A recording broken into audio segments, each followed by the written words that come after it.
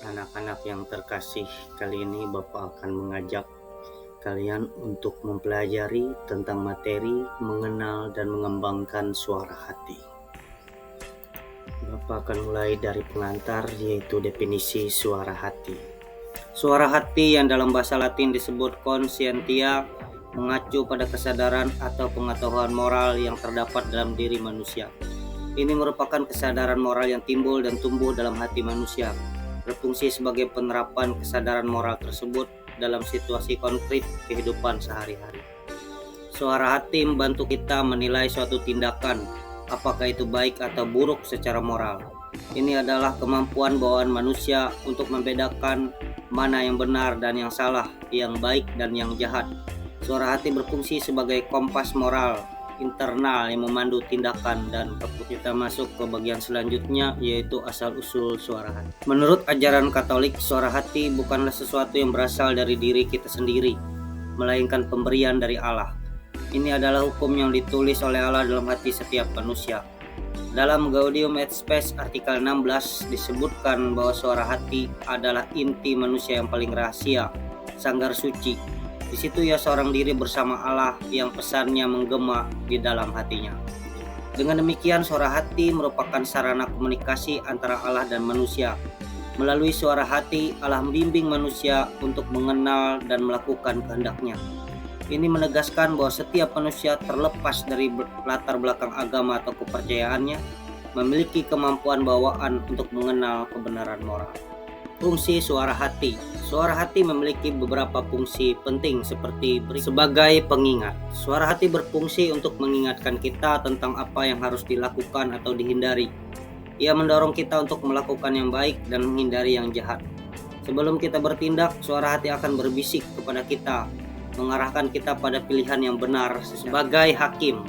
Setelah kita melakukan suatu tindakan, suara hati berperan sebagai hakim yang menilai apakah tindakan kita benar atau salah. Jika kita melakukan hal yang benar, suara hati akan memberikan rasa damai dan puas. Sebaliknya, jika kita melakukan kesalahan, suara hati akan membuat kita merasa bersalah atau tidak nyaman. Sebagai penyadar, suara hati juga berfungsi untuk menyadarkan manusia akan nilai dan harga dirinya. Ia membantu kita memahami bahwa kita adalah makhluk moral yang memiliki martabat dan tanggung jawab terhadap tindakan kita. Proses kerja suara hati. Suara hati bekerja melalui 3 tahap sebelum bertindak. Pada tahap ini, suara hati berfungsi sebagai petunjuk. Menjelang bertindak, saat kita akan melakukan suatu tindakan, suara hati berperan sebagai hakim. Ia menyuruh kita melakukan yang baik dan melarang atau menghindari yang jahat. Sesudah bertindak, setelah tindakan selesai dilakukan, suara hati memberikan vonis. Ia akan menyatakan apakah tindakan kita tepat atau tidak. Jika benar, kita akan merasa tenang. Jika salah, kita akan merasa bersalah dan tidak tenang. Suara hati bisa keliru. Meskipun suara hati adalah pemberian Allah, ia bisa keliru karena beberapa alasan. Karena diabaikan terus-menerus. Jika kita terus-menerus mengabaikan suara hati, lama-kelamaan ia akan menjadi tumpul dan kurang peka. Karena pengaruh emosi. Emosi seperti malu, takut, atau marah dapat mempengaruhi penilaian moral kita. Kurangnya pendidikan nilai. Jika kita tidak dididik dengan nilai-nilai yang benar, suara hati kita mungkin tidak berkembang dengan baik. Kemudian pengaruh lingkungan.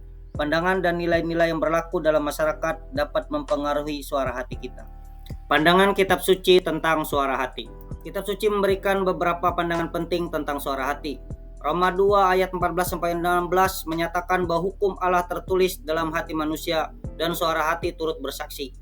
Roma 7 ayat 13-26 menggambarkan pergulatan antara hukum Allah dan hukum dosa dalam diri manusia.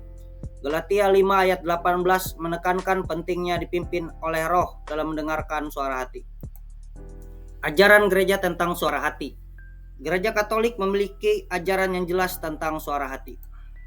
Gaudium et Spes artikel 16 menyebut suara hati sebagai inti manusia yang paling rahasia, sanggar suci. Di situ ia seorang diri bersama Allah.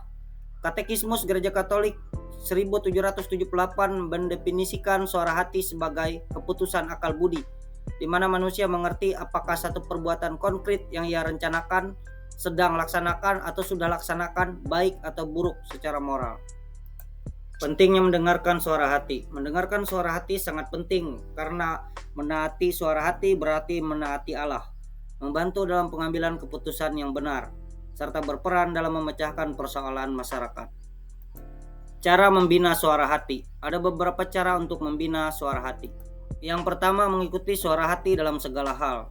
Ini akan membuat suara hati semakin terang dan berwibawa, membangun keyakinan yang sehat. Dan yang kedua, mencari keterangan pada sumber yang baik seperti membaca kitab suci, dokumen gereja, dan buku-buku bermutu.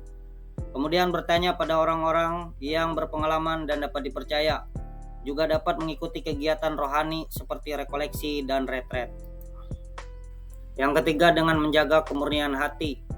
Maksud yang lurus, pengaturan emosi, serta pemurnian hati.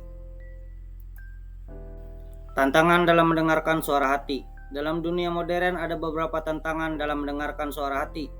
Bisa jadi pengaruh globalisasi dan pergeseran nilai budaya, perkembangan teknologi informasi yang cepat, proses pencarian jati diri terutama bagi kaum muda. Suara hati dan pengambilan keputusan. Suara hati memainkan peran penting dalam pengambilan keputusan. Di situ melibatkan perlunya introspeksi dan pemeriksaan diri, menimbang baik buruk sebelum bertindak, serta evaluasi tindakan setelah dilakukan.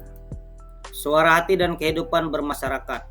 Suara hati juga berperan dalam kehidupan bermasyarakat, seperti membantu memecahkan persoalan sosial, mendorong dialog yang dilandasi hati nurani yang bersih. Praktik mendengarkan suara hati dalam kehidupan sehari-hari. Kita dapat mempraktikkan mendengarkan suara hati dengan memulai dari hal-hal kecil, konsisten dalam bertindak jujur, serta melakukan refleksi harian atas tindakan kita. Kesimpulannya, suara hati adalah karunia Allah yang harus dijaga dan dikembangkan. Penting untuk terus-menerus membina dan mendengarkan suara hati dalam segala aspek kehidupan. Mari kita refleksikan pengalaman kita terkait suara hati dan membuat komitmen pribadi untuk lebih mendengarkan suara hati kita dalam kehidupan sehari-hari.